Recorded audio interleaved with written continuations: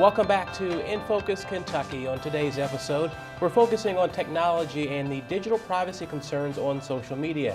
Joining me now is Dr. Bryce Newell, Assistant Professor in the University of Kentucky's College of Information Science. Bryce is co-author of Surveillance, Privacy, and Public Space, due out later this year.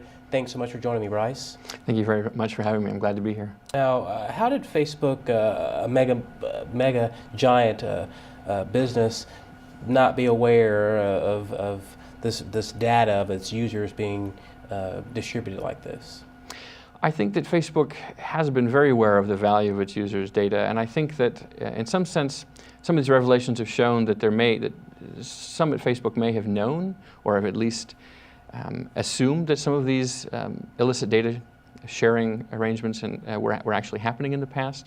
Some of the documentation we're seeing from some of the evidence from Christopher Wiley suggests that executives and others and other whistleblowers within Facebook who have come forward more recently have suggested that Facebook actually resisted looking into these sorts of arrangements. They resisted actually doing audits of what the developers who were using their data were doing with it after they used it, right? So the secondary use is selling it or giving it on to other third parties.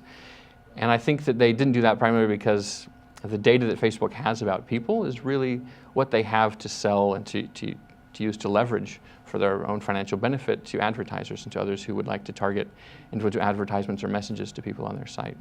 Now, lawmakers are obviously now looking to regulate social media. How do you think that will change how things are currently look for the social media world?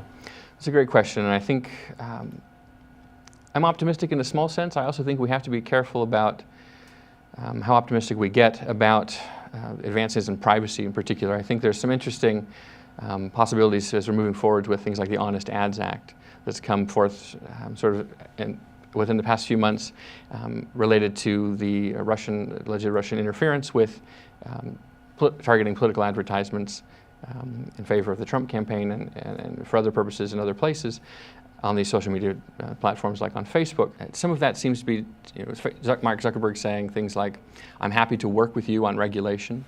And these regulators are asking Facebook questions, some of them asking him, Mark Zuckerberg questions about how can we work with Facebook or how can Facebook help us to think about appropriate regulation in this space.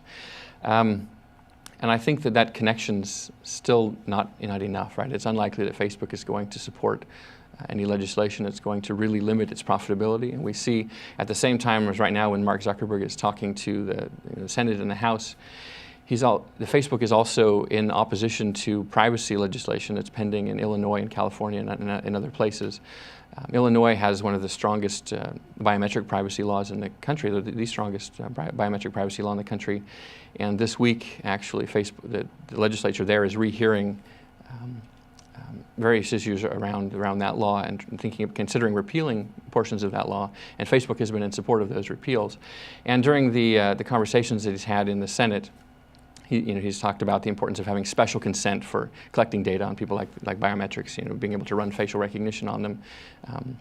He said in these hearings that there needs to be special consent, but that's essentially what Facebook is arguing shouldn't be part of these current existing privacy laws. So I think that leaving privacy regulation or regulation of social media to the platforms themselves or seeking their input to a great extent in this process is not going to be very fruitful for really protecting privacy in the long run. And as we wrap up with our last few moments of this discussion, you're a professor over at UK with the University of Kentucky. Talk about the feedback from those students that you have in your classroom about this very hot topic. Yeah, thank you. Very good question. I've had a number of conversations with my students in recent weeks. And I think that generally the students indicate that they assume that a lot of this sort of privacy invasive activity takes place on social media. And I think they're in some sense resigned to the fact that this happens, and if they want to participate, they have to put up with this. I've also been interested. It's also been interesting for me to see that a number of these students seem to indicate that they use a variety of other platforms, not just Facebook or not even Facebook.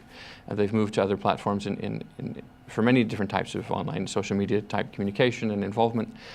And it's important to remember, I think, that this is not just an issue that points directly to Facebook. I mean, there are specific instances of conduct here by Facebook that have sort of brought this to the fore and made this a real controversy. but there's a wider ecosystem of companies and applications and data brokers that fill this space that also should be regulated and should be brought into the conversation. Well, we appreciate your conversation today with us, talking about this Facebook data breach, but social media discussion as well on the digital privacy concerns that are happening out there. Yeah, thank you very much. It's my pleasure to be here. You bet. Now, coming up, we'll discuss the importance of technological advancement in Kentucky with the chair of the Technology Committee in Kentucky's House of Representatives. Stay with us. You're watching In Focus Kentucky.